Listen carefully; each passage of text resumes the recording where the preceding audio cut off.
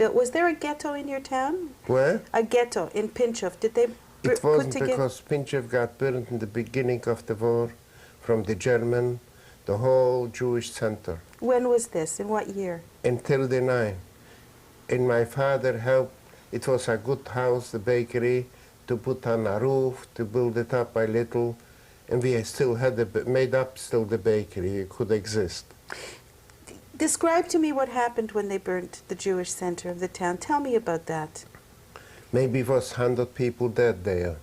They let us go to the church. Some of them went out to the river, some here, some there. Where somebody could, he ran away. And the most they let go to the church. Were you all at home when they burnt the center? Yes. Where were you? In the house. And how did you know what was happening? What happened? The father said we have to go out because they burned the house. They start to burn our house. We have to go out. So we went to the church. Did you take anything with you when you left the house? We couldn't take much with me. What we can take with us? We didn't took nothing. We went out empty. Went out empty. After we could pick up some flour from some place, we just brought everything from the flour mills to the house because it will be a war, they won't give it back.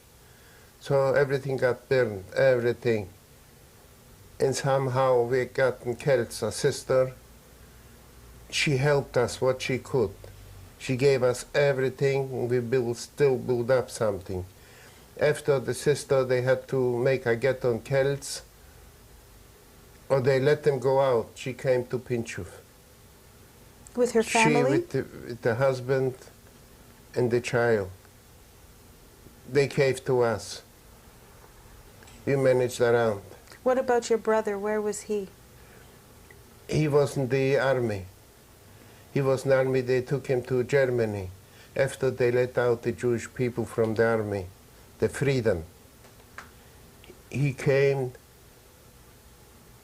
and he rented a room someplace in Pinchov. So in 1941, when you went into hiding with this storekeeper, your whole family was still living at home at the bakery. Yes. Tell me, where did this storekeeper live that you and your wife went to? In a village, Zagayov. And where did he hide you? Sometimes on the attic, sometimes here, sometimes. He changed places, till it came in the end of February, must be 42, the beginning of 42. He said, you must go out from me. You have time till tomorrow morning. Why did he say that? He didn't want us anymore.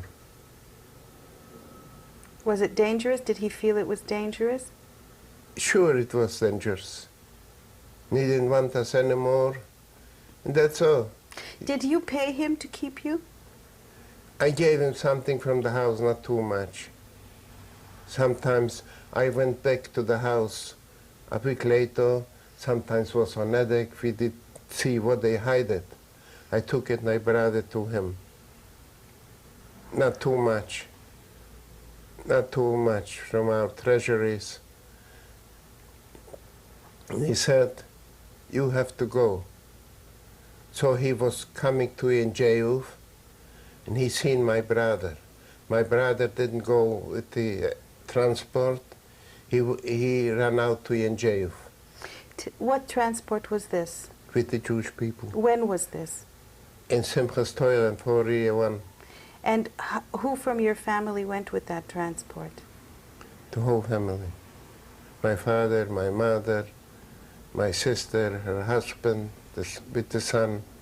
Do you remember the last time you saw your parents and your sister? Yeah, in Shmina Tzeres in 41, when I left.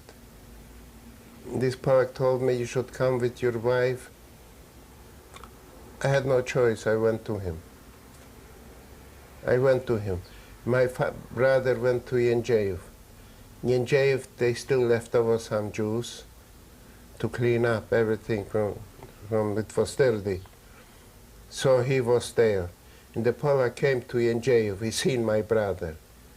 He said to my brother, take him, take me. My brother said, maybe you can take me. So when came the end of February 42, he said, you must go. You can go even to the German. Where you like, you can go. Even to the German that I understood meant in to tell you was hidden by a Polak. So what could I do? I said I will go to Yenjev. I stopped on the road by a Polak, going there. He was a kind of friendly with me. He told me many stories. He told me many stories about the Jewish people. He told me, they told me, you have no more to go to Yenjev, no more there any Jew. What happened Finished up. What happened to your brother? He came here, a brother-in-law from him, from Russia. He told me he got killed by a Polak. Maybe they had a fight, they wanted to kill him. So he got murdered with his wife and child. So with me they said, listen, if you want, the Polak said to me, you can stay here till the evening. There are a few Jewish people. He told me names, so I know them.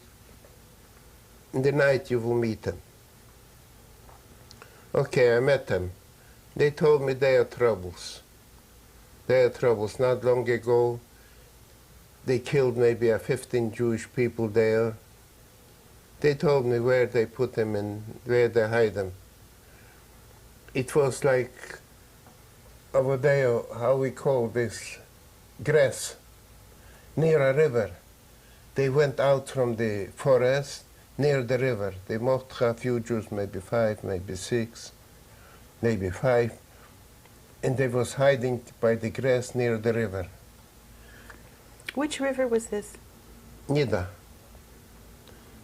And they was hiding there. And they took me too. The first night I got so dirty right away with louses, with everything. I couldn't tell them anything.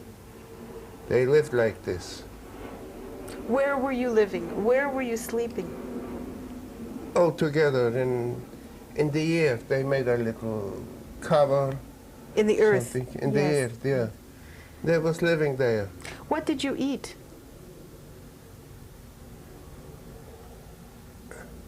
Or somebody got something to sell, or we sold something, or we bought something, or we bought something. We bought something. How many of you were there? I don't remember, 6, 5, 6. When you and your wife were hiding there beside the Nida River, what did you think? Did you think you would survive the war? No, I didn't think nothing. We didn't know nothing, anything, what some moment can happen. We didn't know nothing, what a moment can happen. What did you talk about? Nothing. What we could talk. What we could talk. Did you know already that your parents had been taken on a transport? Yeah. This transport, where was it going?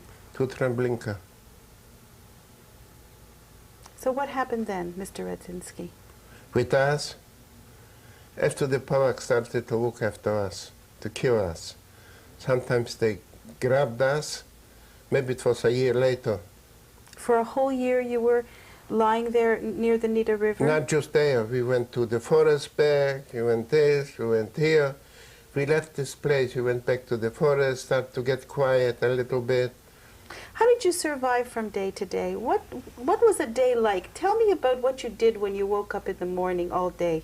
It was too hard. It was too hard to say how I lived over.